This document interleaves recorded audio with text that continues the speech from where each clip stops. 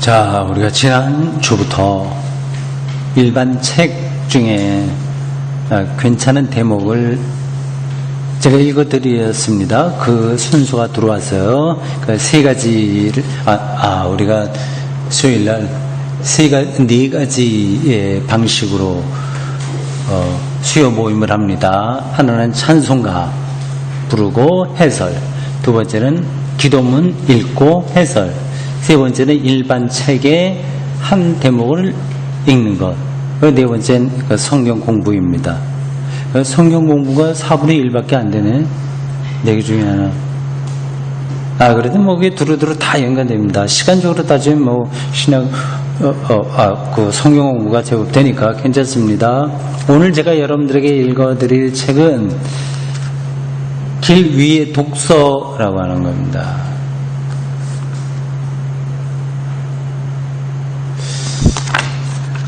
저자도 설명하고 싶은데 하지 않겠어요.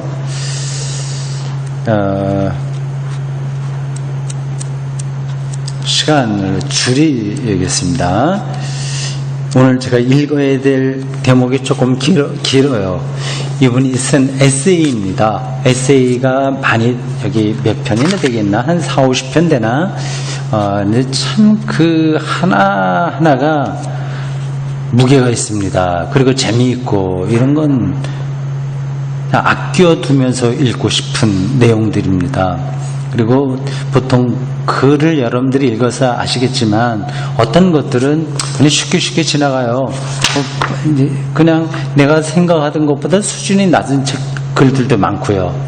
비슷한 것들은 쭉쭉 지나가고, 그러나 내가 보지 못했던 그 관점들을 말하면 그건 이제 눈이 커지면서 더 따라가게 됩니다. 이제 이 책이 그런 것 중에 하나입니다. 나이는 별로 많이 안 됐어요. 40대 중후반? 나보다 20살이나 작은 사람인데 인생을 어렵게 살았어요.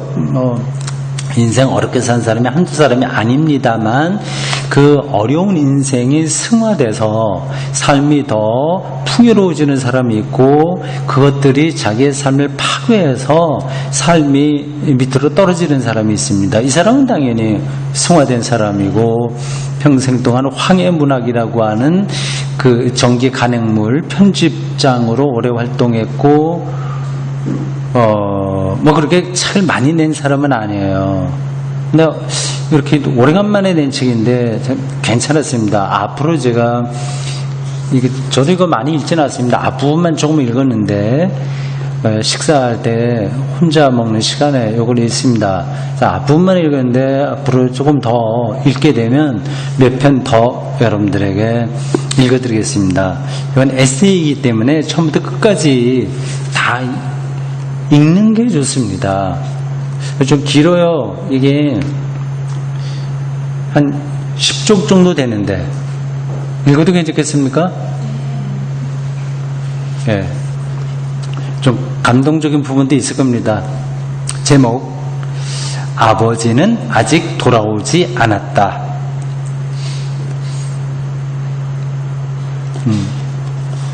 이 사람이 책을 만드는 그러한 일을 계속 한 사람이라서 주로 이제 책을 소개하면서 에세이를 쓰는 거예요. 그냥 가볍게 쓰는 게 아니라 책을 소개하면서 그걸 중심으로 숲이 글을 쓴 겁니다. 사진으로 만든 어떤 그 작품이죠. 윤민의 집, 제목 이름이 윤민의 집이 아버지가 딸의 성장 과정을 사진으로 기록해 책으로 묶은 것이라면, 아버지와 함께한 마지막 날들 책 이름이에요. 이것은 그와 정반대로 뉴욕에서 활동 중인 사진작가 필립 톨레다노가 아버지를 떠나보내기까지 함께 보낸 3년여의 시간을 사진으로 기록한 책이다. 사진으로 기록한 책 이야기입니다.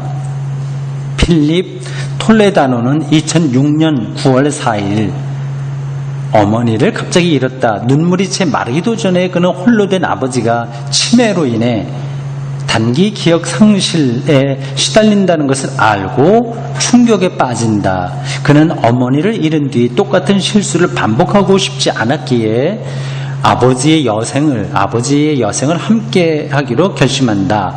기억 상실 때문에 아내의 죽음을 기억하지 못하는 아버지는 끊임없이 아내를 찾고, 아들은 어머니의 죽음을 알려주기 위해 같은 말을 앵무새처럼 반복한다. 그 다음에 인용한 겁니다. 그 안에서 인용문 나와요. 장례식이 끝나고 집에 돌아온 뒤 아버지는 끝도 없이 물으셨다. 내 엄마는 어디 있냐고. 나는 도돌이표처럼 되풀이해서 설명해야 했다. 엄마 돌아가셨잖아요.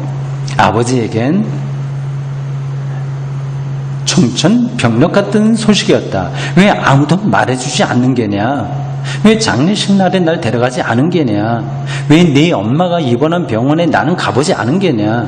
일련의 일들은 아버지의 기억에 없었다. 그 인용문 끝나요.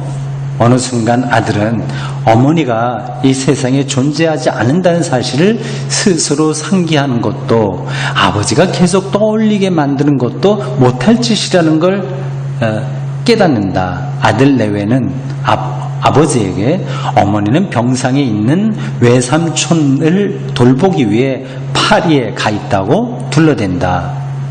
다시 인용문이에요. 어머니가 파리엔 왜 가 있느냐고 물으시면 언제나처럼 외삼촌 병 간호 때문이라고 하는 대신 어머니가 서커스 공연을 하는데 인기가 굉장히 많기 때문이라고 말씀드린다.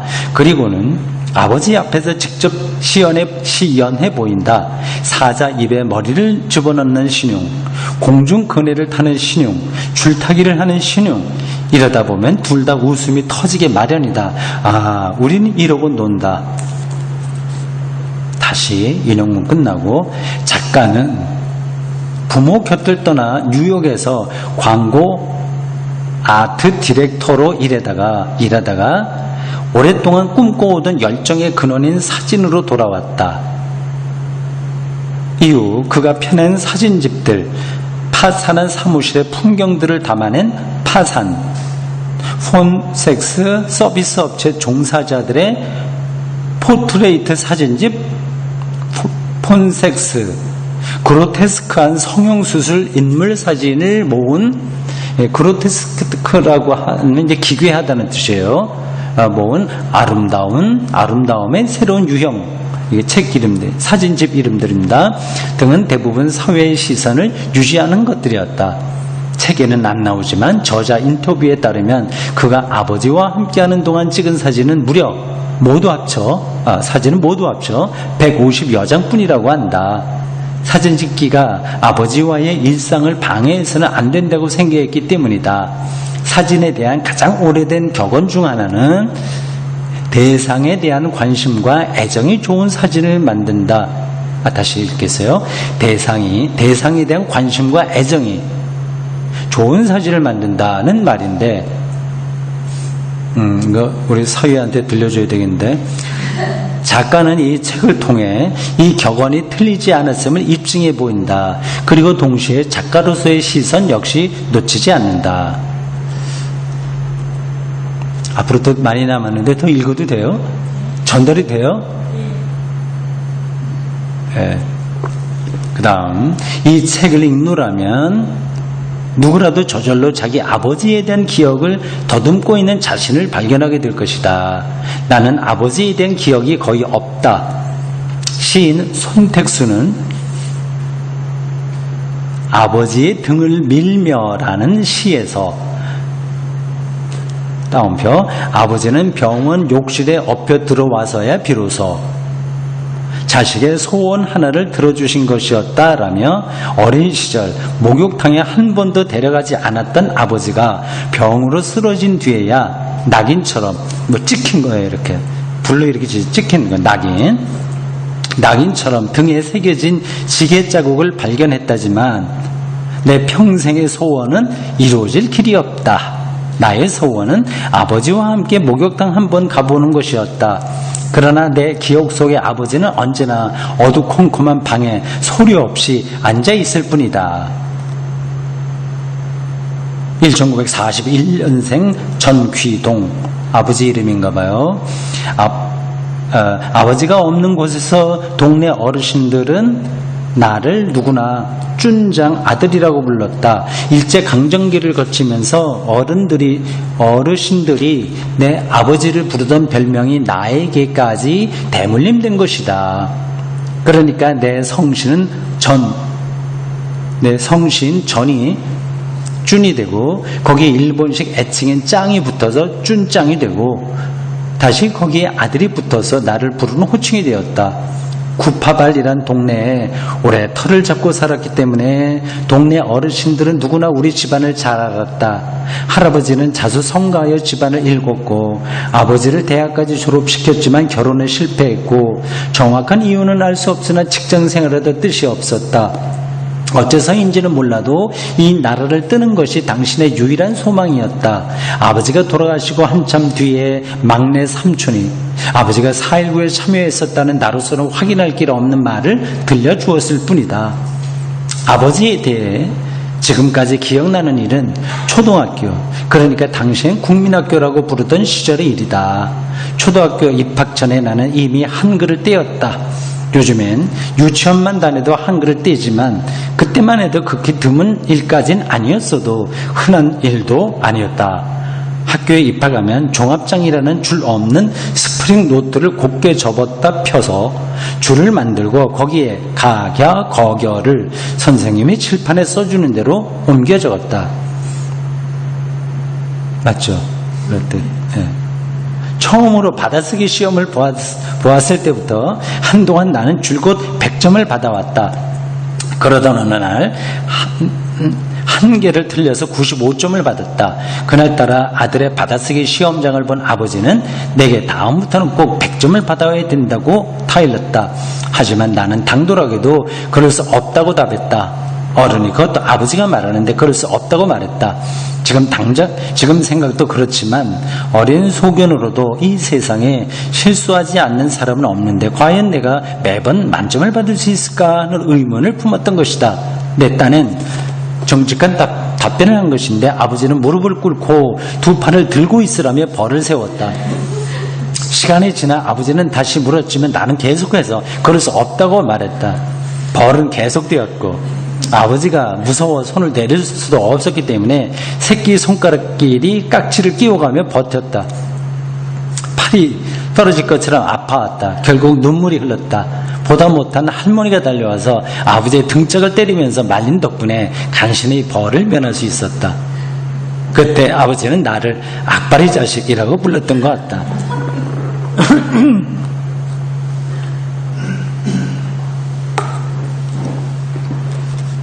얼마 뒤 아버지는 혼자서 미국으로 투자 이민을 떠났고 2년 반의 시간이 흘러 말기 암 환자가 되어 돌아왔다. 고국에서의 투병 기간이 그리 길지 않았기 때문에 아버지와의 추억은 거의 없다. 우리는 그때 이 일에 대해 이야기해 본 적이 없기에 아들이 어째서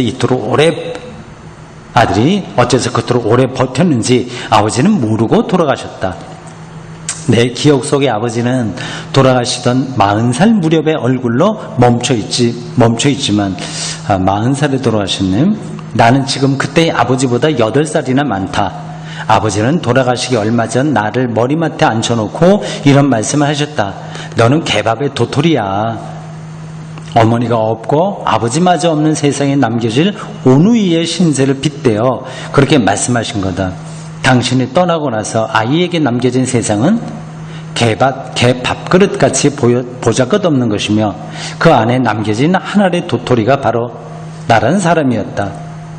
사실 지금도 나는 아버지가 그때 왜 그렇게 말씀하셨는지 그 의미를 정확히 모른다. 왜냐하면 아버지는 나에게 충분히 설명할 시간이 없었고 설령 무엇라 설명을 해주었다 한들 그것을 깨달을 나이도 아니었기 때문이다.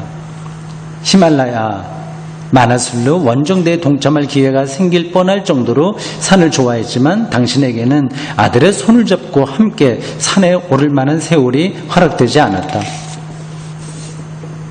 네, 장면이 또 조금 바뀌어요. 오랜 세월이 흘러 이제 나는 작고 귀여운 딸을 낳아 키우고 있다. 초등학교 1학년이 된 딸 아이를 거의 매일 목욕시킨다. 고사리 같은 손으로 스스로 이를 닦고 세수를 하고 나면 내가 들어가 머리를 감겨주고 몸 구석구석을 닦아준다.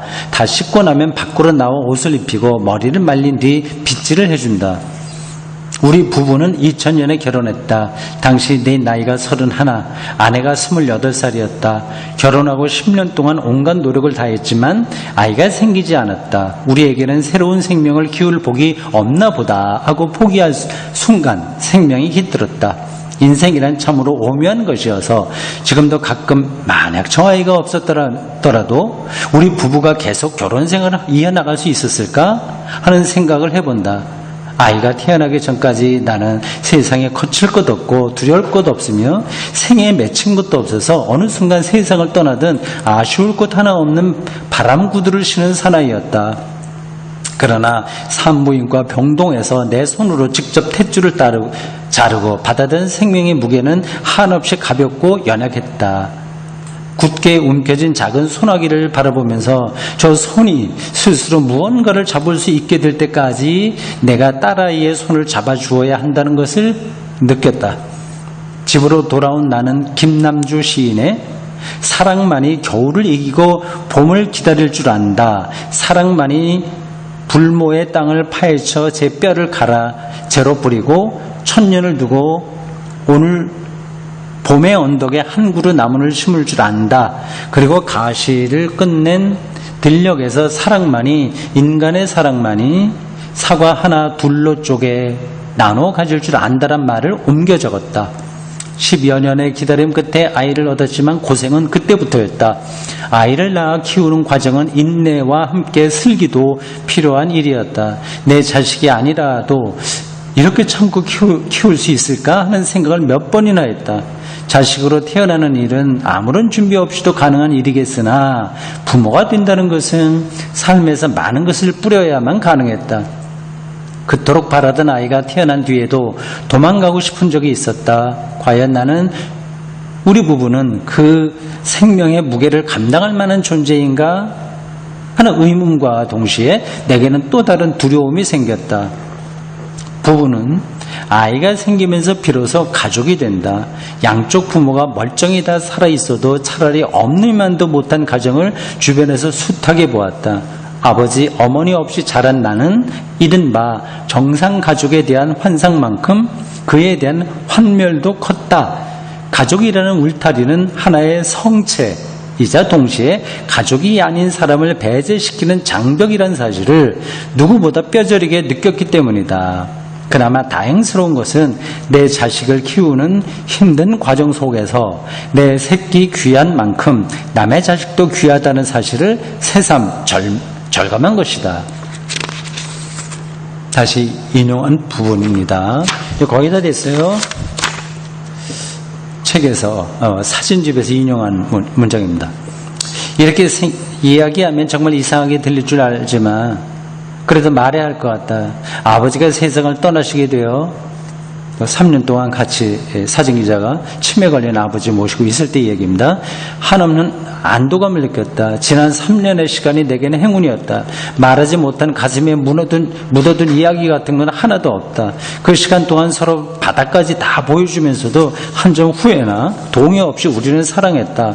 당신의 자식이 이룬 것에 대해 아버지가 자부심을 느끼셨음을 알 수 있었다. 또 아버지가 얼마나 재미있는 분인지도 발견할 수 있었다. 이보다 더 큰 선물이 있을까?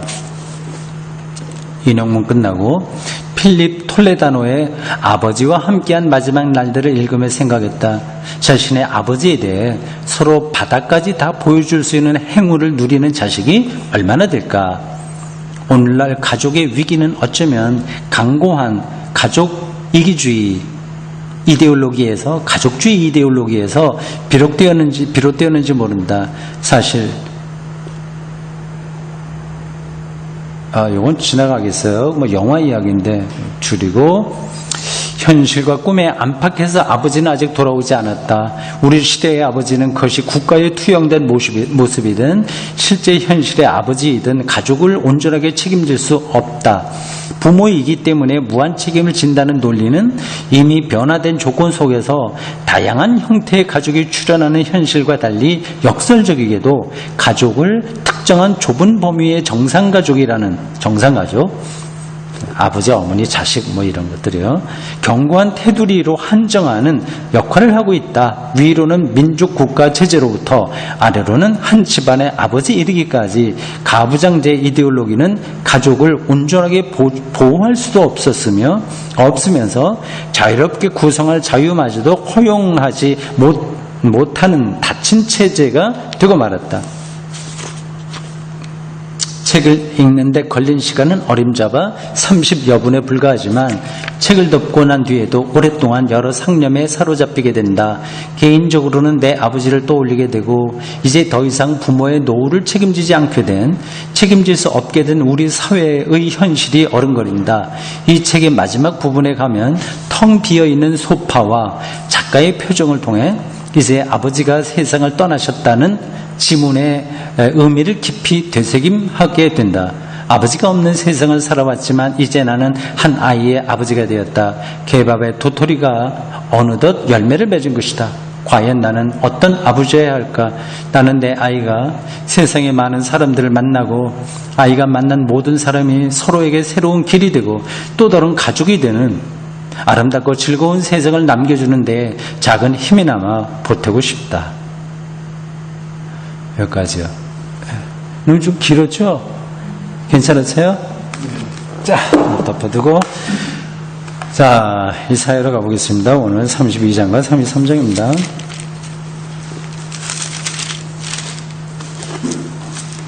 32장 1절부터 20절까지 교독해서 읽겠습니다.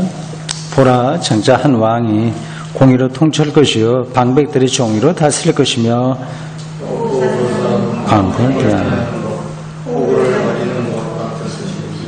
말은 뜰 것이며 보는 자의 눈이 감기지 아니할 것이요 듣는 자가 귀를 기울일 것이며 지식을 깨닫고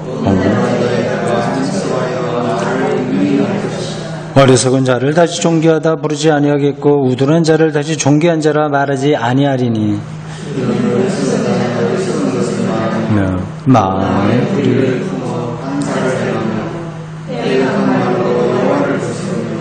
죽인 자의 속을 비리하며 목마른 자에게서 마실 것을 조수게 하느니라. 악한 자는 그 그릇이 악하여 악한 계획을 세워 거짓말로 가련한 자를 멸하며 가난한 자가 말을 바르게 할지라도 그래함이거니와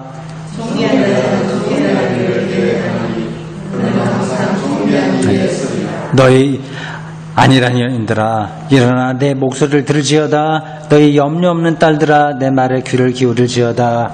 너희 염려 없는 여자들아 1년 남짓 지나면 너희가 아느니 수확이 없으며 너희 아니란 여자들아 떨지어다. 너희 염려 없는 자들아 당황할지어다. 옷을 벗어 몸을 드러내고 배로 허리를 동일지어다.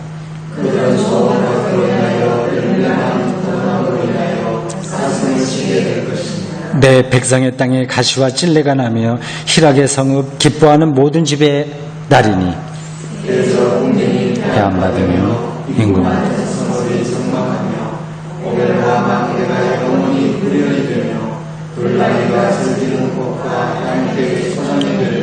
마침내 위에서부터 영을 우리에게 부어주시리니 광야가 아름다운 밭이 되며 아름다운 밭을 숲으로 여기게 되리라.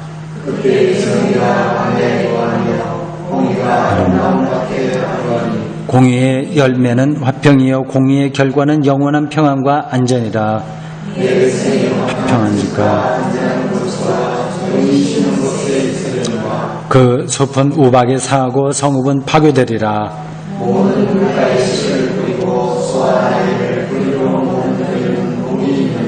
아멘.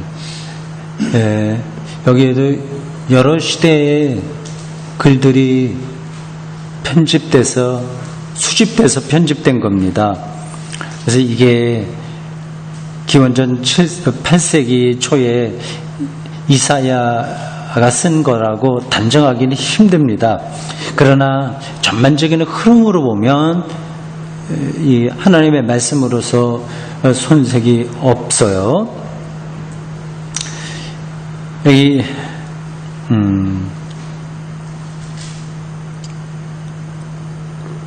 어려운 단어가 어디 있을까요? 한번 보십시오. 뭐 전반적으로 여러분들이 이해하는데 어려움은 없을 거로 봅니다.